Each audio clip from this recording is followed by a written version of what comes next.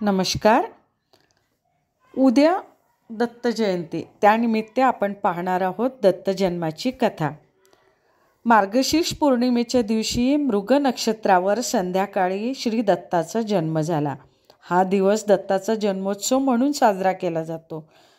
आता दत्त देवतांना पृथ्वी तलावर जन्म घेण्यासाठी असं काय कारण घडलं की त्यांना पृथ्वी तलावर जन्म घ्यावा लागला? पूर्वीच्या काळी भूतलावर स्थूल व सूक्ष्म रूपात आसुरी शक्ती खूप वाढल्या होत्या. देवगणांनी त्या आसुरी शक्ती नष्ट करण्यासाठी भरपूर प्रयत्न केले, पण त्यांच्या प्रयत्नांना काही यश आले नाही. तेव्हा ते सगळेजण ब्रह्मदेवाकडे गेले.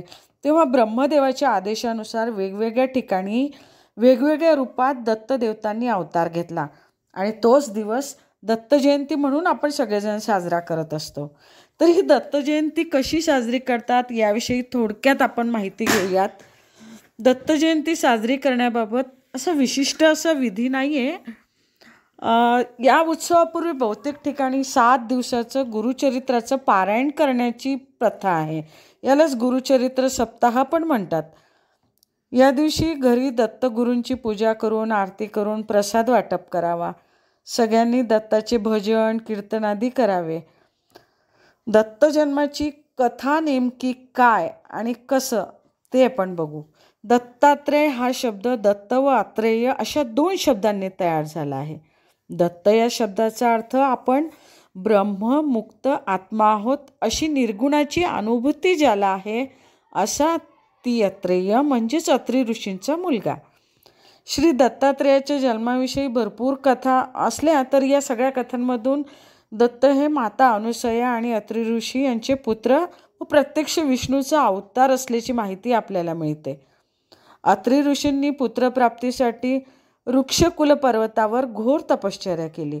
अत्री ऋषींच्या तपाने सारे त्रिभुवन पोळून निघाले. या प्रखर तपाने संतुष्ट होऊन ब्रह्मा विष्णू महेश हे तिन्ही देव प्रकट झाले आणि त्यांनी ऋषींना तपाचं कारण विचारलं. अत्री ऋषींनी त्यांना विनंती केली की आपण माझ्या उदरी पुत्ररूपाने जन्म घ्यावा. तेव्हा तिन्ही देवांनी त्यांच्या विनंतीला मान दिला. देवत्रयीच्या आशीर्वादाने अनुक्रमे ब्रह्मापासून सोम म्हणजे चंद्र, विष्णूपासून दत्त आणि शिवापासून दुर्वास हे 3 पुत्र अनुसयेच्या उदरी जन्माला आले. श्री दत्त जन्माची एक कथा ब्राह्मण पुराणात अजून एक उल्लेखित आहे. अत्री ऋषींनी ब्रह्मा विष्णू महेश यांची पुत्रप्राप्तीसाठी आराधना केली असताना त्यांनी एक रूपवती कन्याप्राप्तीचीही इच्छा दर्शवली. देवाच्या आशीर्वादाने दत्तात्रेय सोम दुर्वास हे 3 पुत्र आणि शुभात्रेयी नावाची कन्या अत्री ऋषींना प्राप्त झाली. याचसोबत दत्तात्रेयाच्या जन्माची आणखीन एक कथा अशी आहे की राहूने सूर्याला ग्रस्त केले असता सर्व पृथ्वी अंधारमय झाली. अत्री ऋषींनी सूर्याला राहूच्या मगरमिठीतून सोडवले आणि पुन्हा पृथ्वी प्रकाशमान केली. अत्री ऋषींच्या या कामगिरीमुळे शिव व विष्णू यांनी अनुक्रमे दुर्वास आणि दत्त यांच्या रूपाने अत्रींच्या घरी जन्म घेतला. आता आपण पाहू 3 प्रमुख पंथ. भारतामध्ये शैव वैष्णव आणि शाक्त हे 3 प्रमुख पंथ आहेत. ती सुमारे 1200 वर्षापासून श्री दत्तात्रेयाची उपासना करत आहेत. महानुभाव संप्रदाय, नाथ संप्रदाय, वारकरी संप्रदाय, समर्थ संप्रदाय व दत्त संप्रदाय ही 5 संप्रदाय श्री दत्तप्रभूंची उपासना करताना आपण पाहत असतो.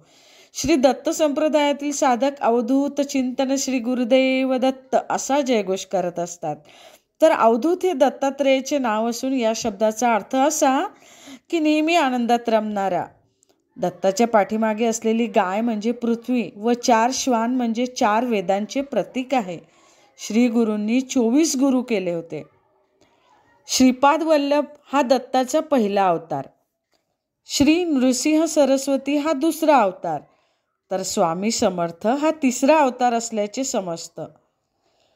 जैन पंथातील दत्तगुरूंची नेहमी नाथ म्हणून पूजा करतात, तर मुसलमान फकीर म्हणून पूजा करतात. अशा प्रकारे आपण दत्त जन्माची कथा ऐकली आहे. श्री गुरुदेव दत्त.